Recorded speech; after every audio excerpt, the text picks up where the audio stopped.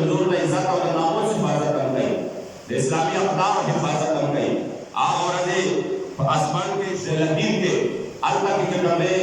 you بدبخته قرآن عظیم الشان نسخې چې موږ کې وخت دی زه چې کوم ډېر دغه په جیل کې وم د هریپور په جیل کې د هریپور په جیل کې دننه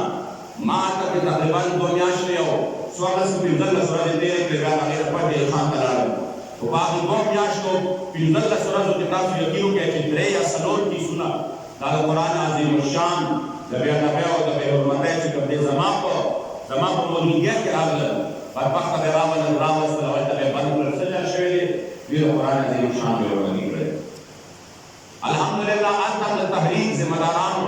زموږ چې کوم امیر د ابراهیم صدیقي صاحب او د هغه سره چې کوم الحمدلله هلته ذمه داران دي کارکنان دي هغوی بر وخت الحمدلله کردار ادا کړی دی انتظامیې سره یو ځای الحمدلله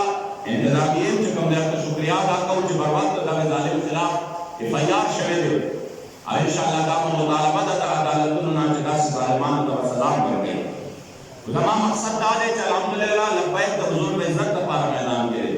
د حضور د ناموس دپاره میدان کې دی د اسلامي اقدارو د حفاظت دپاره په میدان کې دی او چرته هم چې داسې واقعات کېږي ستاسو به زړه جمع وي په دې باندې چې انشاءالله لبیک به د حضور د دین ترجماني کوي لبیک به د حضور د دین دپاره میدان کې ودرېږي